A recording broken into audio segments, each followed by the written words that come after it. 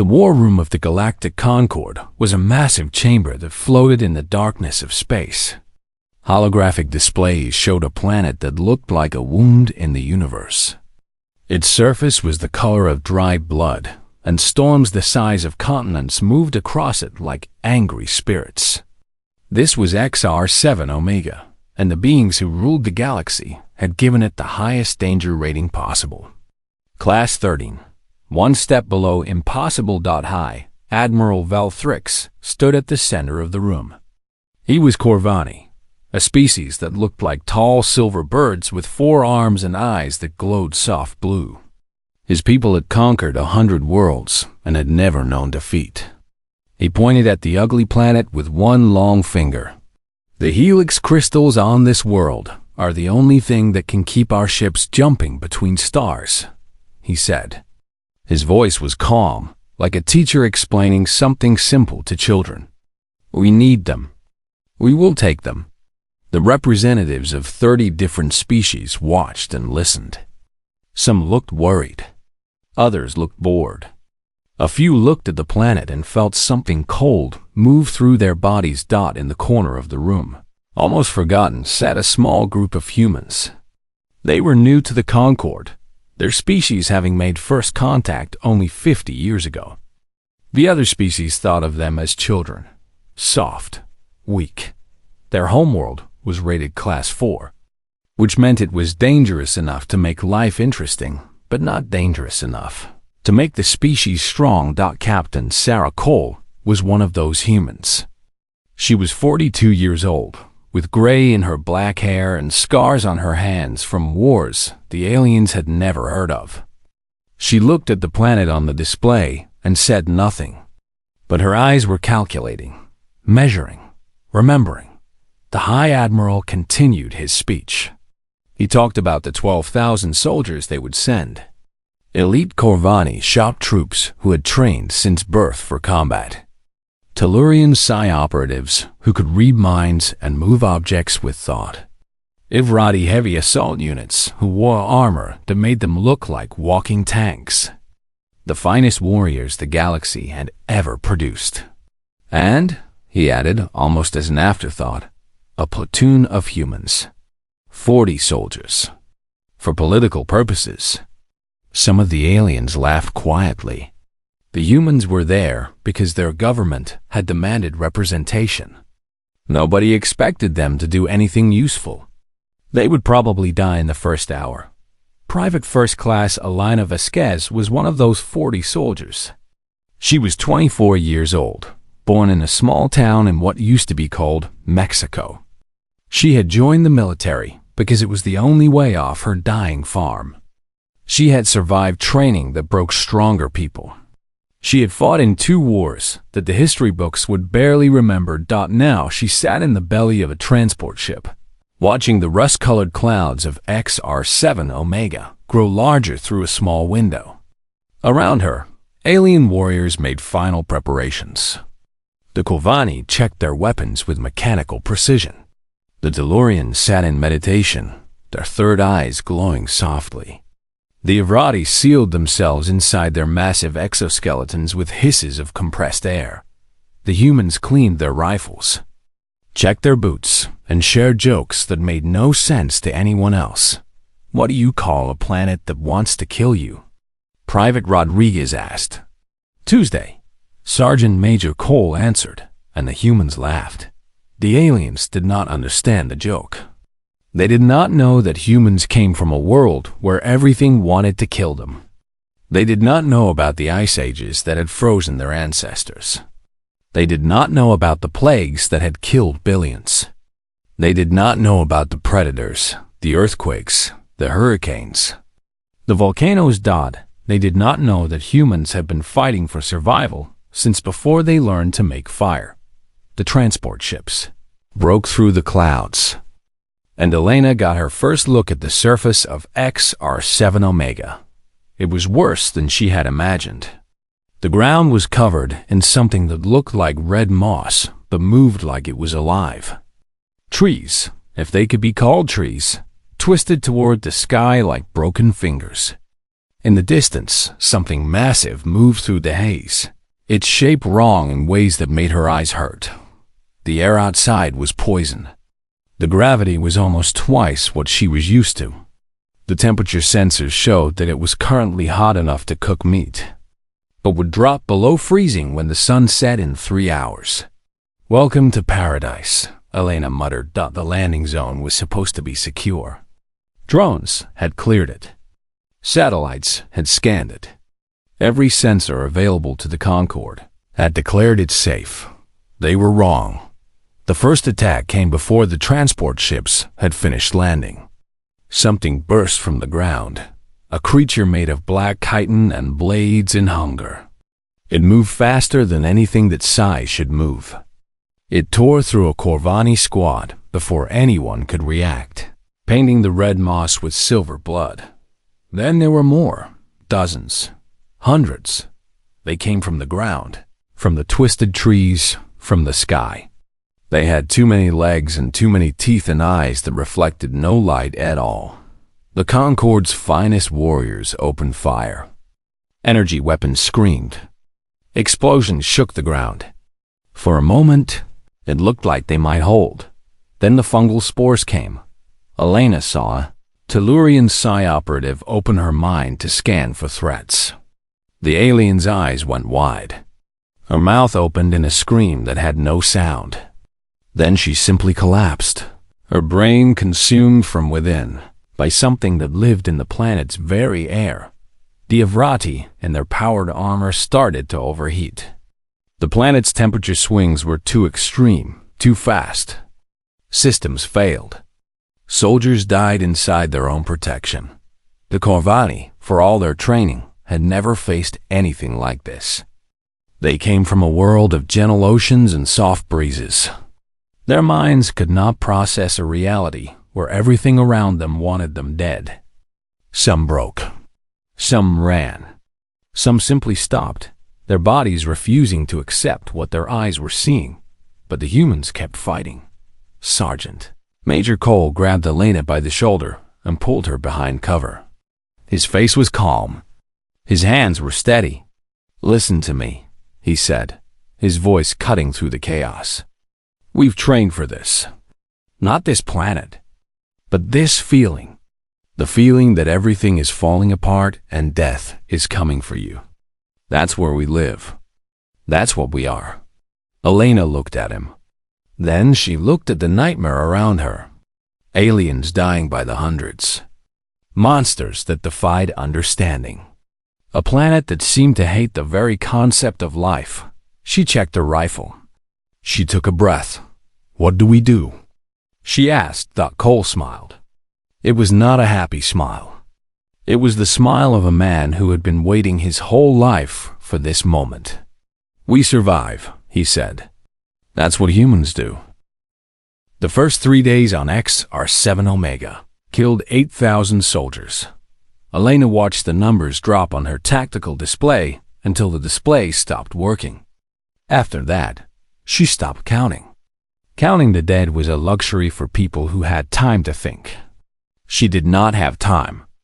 She had only the next moment, the next breath, the next step.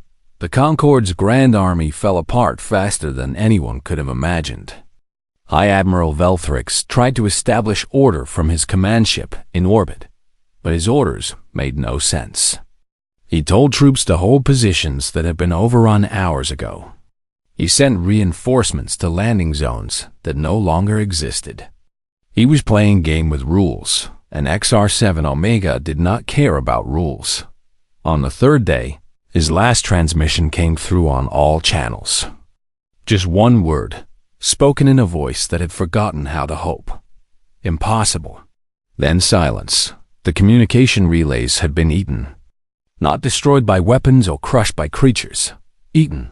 Elena had watched it happen.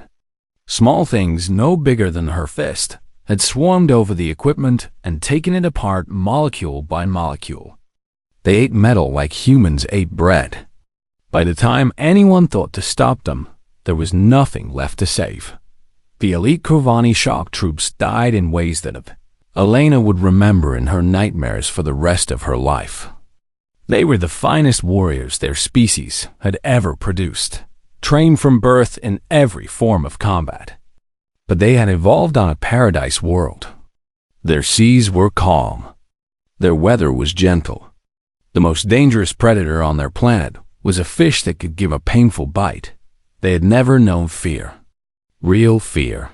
The kind that lived in the bones and made the blood run cold. When they felt it for the first time, on a planet that was nothing but fear made solid, their minds could not handle it. Elena saw a Kurvani commander, a warrior with 100 victories, simply sit down in the middle of a battle and start crying. His brain had broken. He could not accept what his eyes were showing him. The creatures took him while he was still crying. The Tellurian Psi operatives lasted even less time. Their power was in their minds, their ability to sense thoughts and move matter with pure will. They opened themselves to the planet, trying to understand it, trying to find weakness. The planet opened itself back. XR7 Omega was not just a world. It was a single vast organism, a predator the size of a planet that had been waiting for prey. When the Tellurians touched it with their minds, it touched them back. It filled them with hunger that was not their own. It showed them what it meant to be eaten by something that had been eating since before their species existed. They died screaming without sound. Their minds devoured from within. The Evrati heavy assault units fought the longest. Their powered exoskeletons were works of art, designed to turn ordinary soldiers into walking weapons. They carried guns that could level buildings. Their armor could stop almost anything, but their armor could not stop heat. The temperature on XR7 Omega swung from burning to freezing in hours. The exoskeletons could not adjust fast enough. Cooling systems failed when the planet turned hot.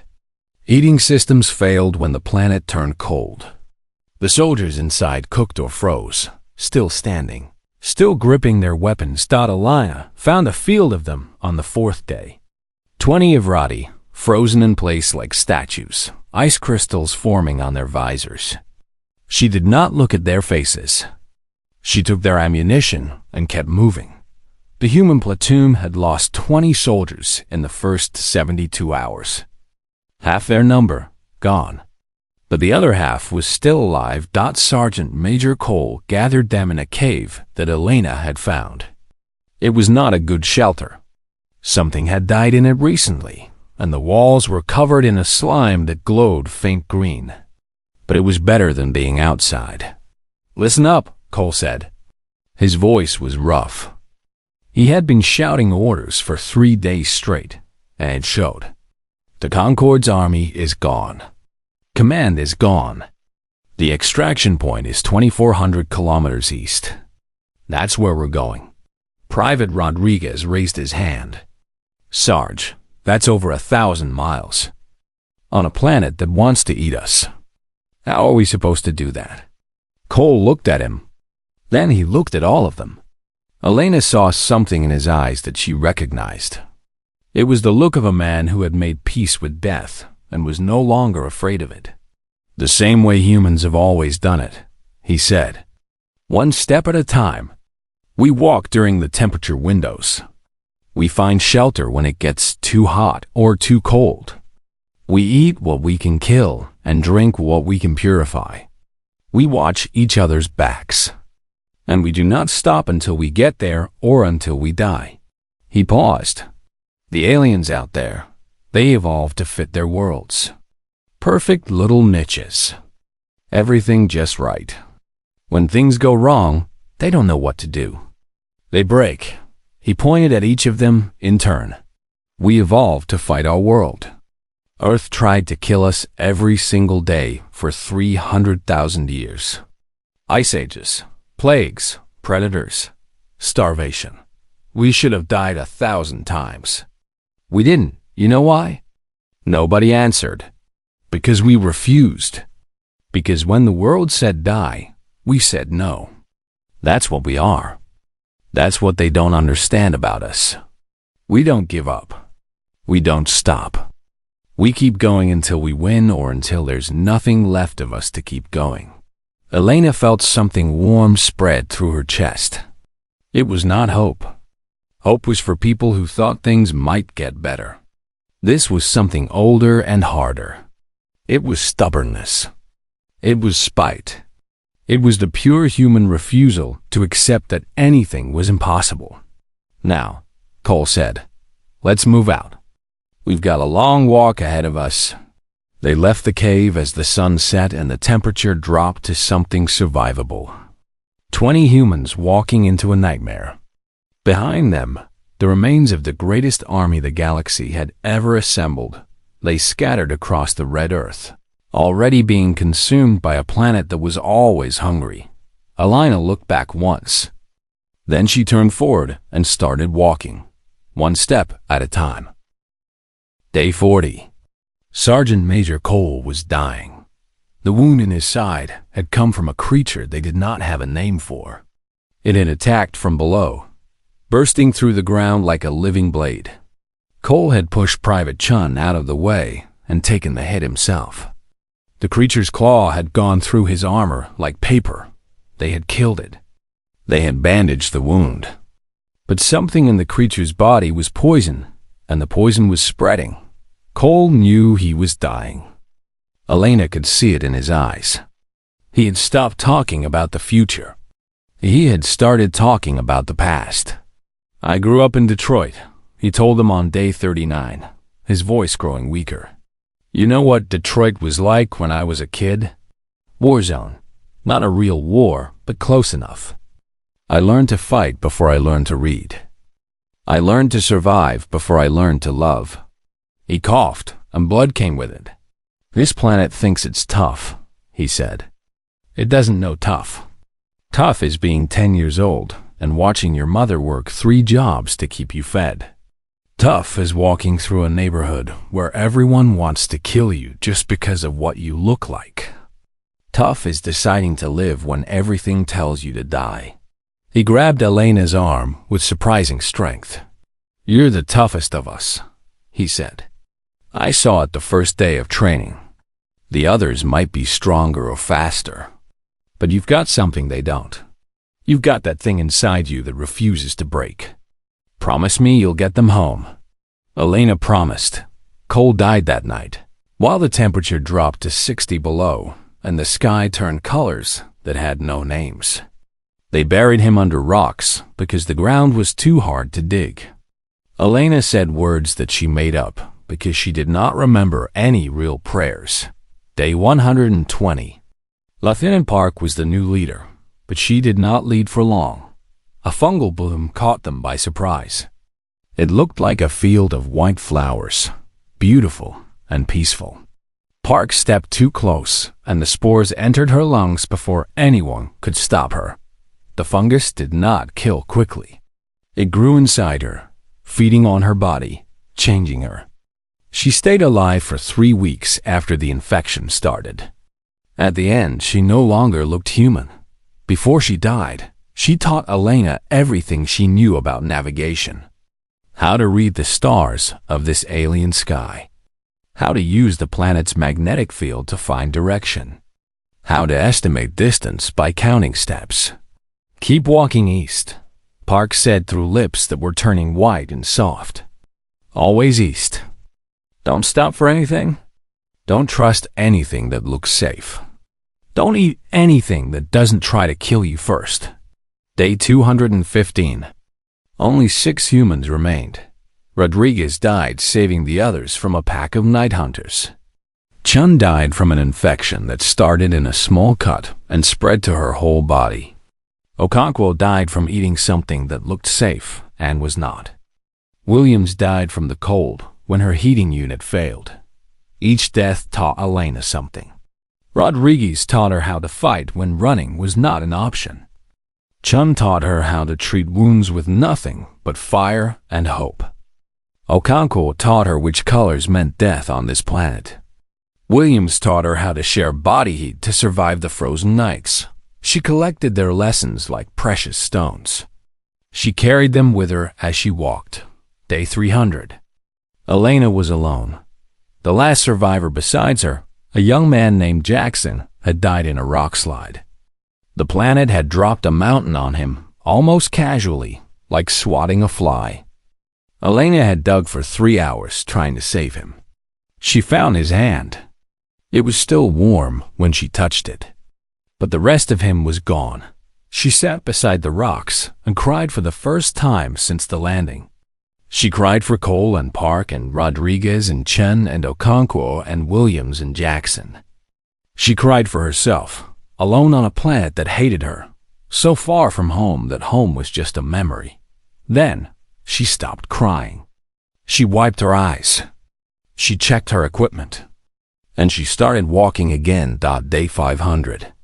Elena realized she was no longer just surviving. She was hunting. The planet had taught her its rules, written them into her bones with pain and fear and loneliness.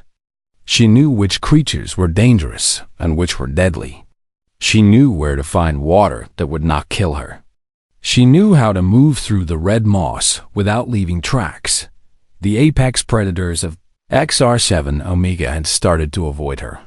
She had killed so many of them that they had learned. They saw her walking through their territory, this small soft creature that should have been food, and they stayed away. Some animals pass down knowledge to their children. Some learn to fear specific things. The creatures of XR7 Omega were learning to fear Elena Vasquez. She was covered in scars now. Her skin had changed color from exposure to the planet's harsh sun. Her muscles had grown dense and hard from walking in gravity, nearly twice what she was used to. She had lost 30 pounds and gained something that could not be measured. She had become something new. Something this planet had never seen. A human who had been broken and remade by the worst world in the galaxy. A human who refused to die. Day 800. Elena saw the extraction beacon in the distance. It was still standing. After all this time, all this death, the beacon they had been walking toward for over 2 years was still there. The Concorde had built it to last, and it had lasted. She walked toward it, moving carefully, out of habit. Even now, even this close, the planet could kill her. She had seen too many friends die to make stupid mistakes at the end. The base camp around the beacon was ruins. Everything had been eaten or destroyed or absorbed by the planet. But the beacon itself was made of materials the planet could not digest. It stood there like a monument to hope. Elena found the activation switch. She pressed it. Somewhere in orbit, a signal was received. Somewhere in the galaxy, people who had forgotten about XR7 Omega were suddenly reminded. Elena sat down with her back against the beacon. She was tired. She was so tired. But she had made it. She had walked 2,400 kilometers through hell. She had lost everyone she cared about. She had become something new, and she had survived. That was what humans did. The drone that found Elena had been programmed to search for survivors. Its makers had not expected it to find any. The mission to XR7 Omega had been declared a total loss 2 years ago. The 12,000 soldiers sent to that world were listed as dead in every record. The planet itself had been reclassified from extremely dangerous to absolutely forbidden. But the drone found a signal, and when it descended through the rust-colored clouds to investigate, its cameras captured an image that would change the galaxy. A single figure stood in the ruins of the base camp. She was small, much smaller than the aliens who had once filled this place. Her armor was a patchwork of human technology and alien materials, held together with determination and wire. In one hand, she held a rifle that had been repaired. So many times it was more tape than metal. In the other, she held a blade made from the claw of something that had tried to eat her. Around her, arranged in a circle like a warning, were the skulls of predators. The figure looked up at the drone. Her face was weathered and scarred. Her eyes were the eyes of someone who had seen too much death to be afraid of anything. She spoke 2 sentences that the drone recorded and transmitted to command. "Took you long enough. I've been waiting." 3 days later, Elena Vasquez stood before the Galactic Concord. The council chamber was the largest room she had ever seen. It made the war room from 2 years ago look small. Representatives from every species in the Concord filled the seats, hundreds of beings from dozens of worlds, all staring at the small human who had done the impossible. High Counselor Zirvath sat at the center of the chamber. He was Velai, an ancient species that looked like trees had learned to walk and talk. His kind had been traveling between stars when humans were still learning to use fire. He looked down at Elena with eyes that glowed like distant suns. "Private First Class Elena Vasquez," he said. His voice was old and heavy with authority. "You are the sole survivor of the 47th Combined Species Expeditionary Force. 12,000 soldiers were deployed to XR7 Omega. 12,000 soldiers died. Except for you." Elena said nothing. She stood at attention, the way Sergeant Cole had taught her. But her eyes moved across the room, reading the faces of the aliens who watched her. She saw confusion. She saw curiosity. She saw fear. "We have questions," the High Counselor continued. "The greatest warriors of the Concord fell on that world. Soldiers who had trained for centuries. Soldiers with technology far beyond your own. Soldiers who should have been unstoppable. They all died. You lived. We need to understand how this is possible." Elena was quiet for a long moment. She was thinking about Cole and Park and Rodriguez. She was thinking about the long walk, the endless days of putting one foot in front of the other. She was thinking about the creatures she had killed and the friends she had buried. "You want to know the difference," she finally said. Her voice was rough. She had not spoken to anyone for over 500 days. "The difference between your people and mine." She stepped forward. The guards around the chamber tensed, but the High Counselor raised a branch-like hand to stop them. "Your species evolved to fit your worlds," Elena said. "Every one of you. The Kovani came from paradise. The Tellurians came from a world of peace. The Evrati came from a place where their technology could solve any problem. You found your places in the universe and you stayed there. You became perfect for your environments." She looked around the room, meeting eyes that glowed and pulsed and reflected light in ways human eyes never could. When those environments changed, you died. Because you had never learned to change with them. You had never needed to. Everything was easy for you. Everything was safe. She pointed at herself. Humans didn't evolve to fit Earth. We evolved to fight it. Our world tried to kill us every single day. Ice ages that lasted thousands of years.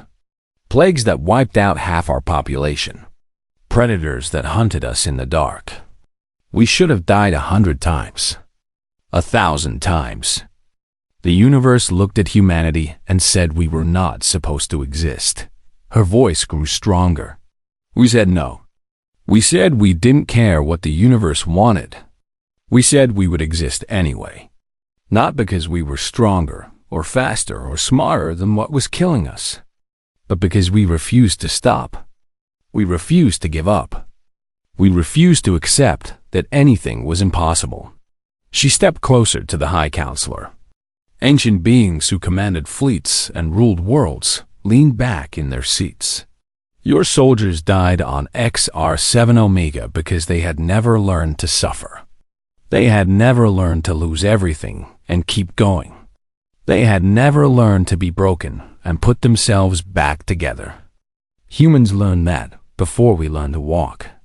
Our first lesson is that the world is pain. Our second lesson is that we will survive it anyway. The chamber was silent. Elena could hear her own heartbeat. "I didn't survive that planet because I'm special," she said. "Any human could have done it. We've been doing it for 300,000 years. It's not a skill. It's not a strategy. It's what we are. We are the species that refuses to die." High Counselor Zerviveth was quiet for a long time. When he spoke, his voice was different. The authority was still there, But now there was something else. Something that might have been respect. "We classified your homeworld as Class 4, he said. "A moderate challenge. We thought we understood what you were." Elena smiled. It was not a friendly smile. It was the smile of someone who knew a secret. "You didn't understand anything," she said. "You looked at our world and saw blue oceans and green forests. You didn't see the hurricanes that destroyed cities, the earthquakes that killed millions, the diseases that mutated faster than we could cure them, the predators that stalked us, the ice that tried to freeze us, the heat that tried to burn us." She shook her head. "Earth isn't Class 4. Earth is where death learned to make humans, and humans learned to make death afraid." The Galactic Concord offered Elena Vasquez the highest honor any species could give. It was called the Eternal Recognition of Sacrifice, a medal that had been awarded only 12 times in 10,000 years.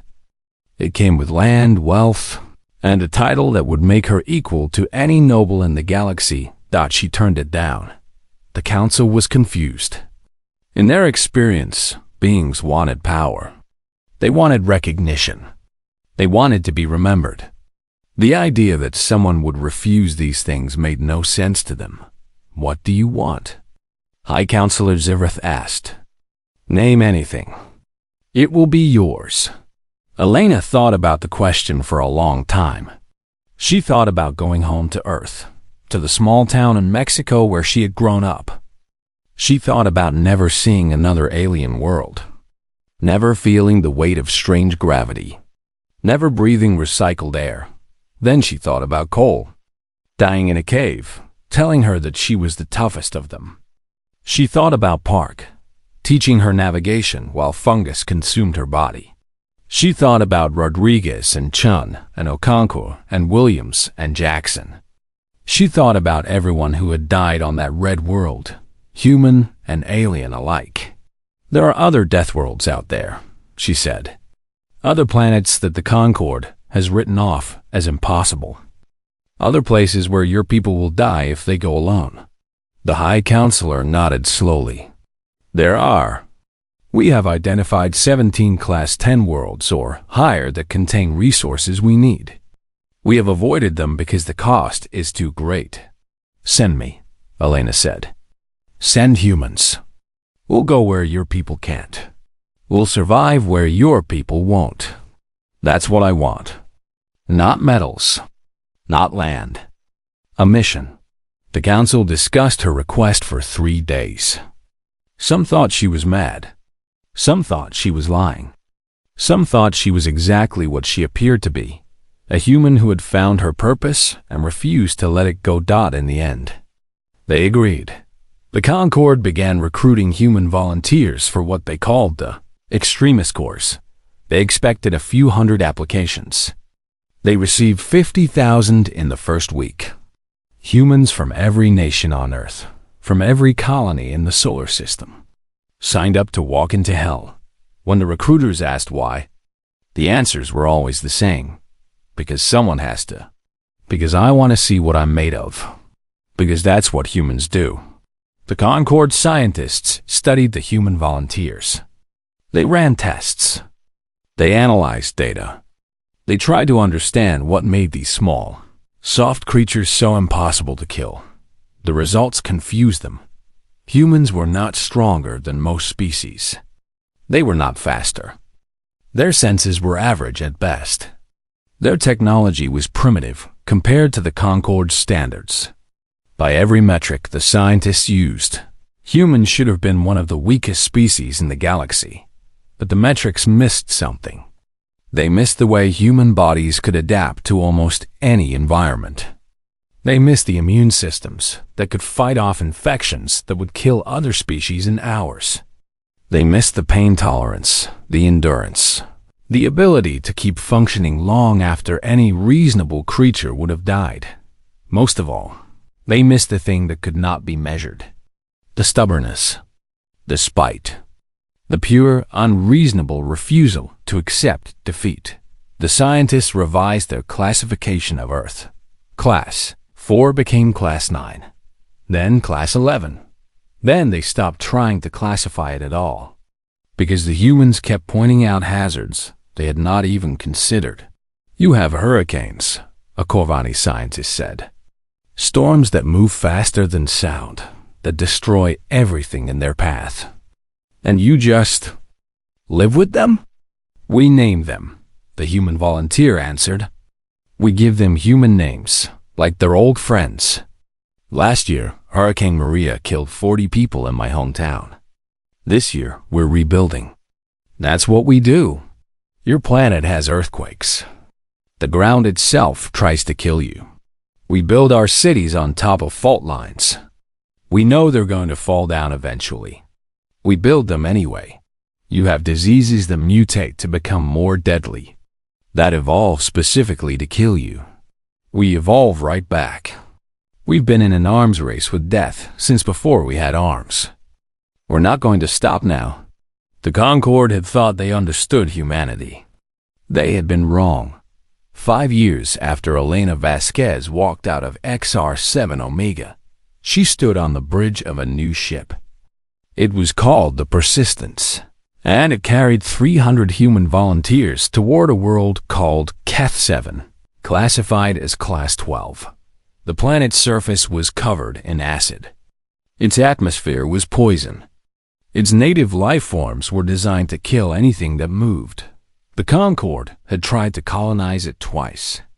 Both times, every soldier had died. Elena looked at the ugly world growing larger in the view screen. Behind her, humans checked their weapons and shared jokes that made no sense to anyone else. They were not afraid. They were excited. They had come from a world that tried to kill them every day, and they had won. This was just another challenge. This was just another Tuesday.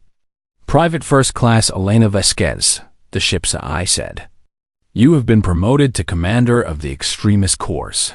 Do you accept this responsibility?" Elena smiled.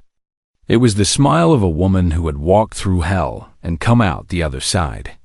It was the smile of a species that had been fighting death since the beginning and refused to lose. "I accept," she said. She looked at the planet one more time. Somewhere down there, in the acid and the poison and the death, were resources that the Concorde needed.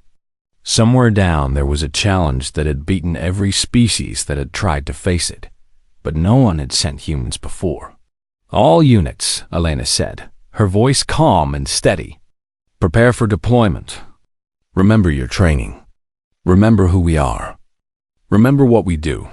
She paused. "This planet thinks it can kill us. It's wrong. Let's show it why." The transport ships launched toward the surface. 300 humans falling toward another Deathworld, carrying the lessons of everyone who had come before them. They would face horrors that no other species could survive. They would lose people. They would suffer, and they would win, because that was what humans did. That was what they had always done, and that was what made the galaxy finally understand why such a small, soft, seemingly weak species had survived for 300,000 years on a world that should have killed them long ago. Humanity was not the strongest. Humanity was not the smartest. Humanity was not the fastest. Humanity was the species that looked at death and said no. And death had learned to blink first.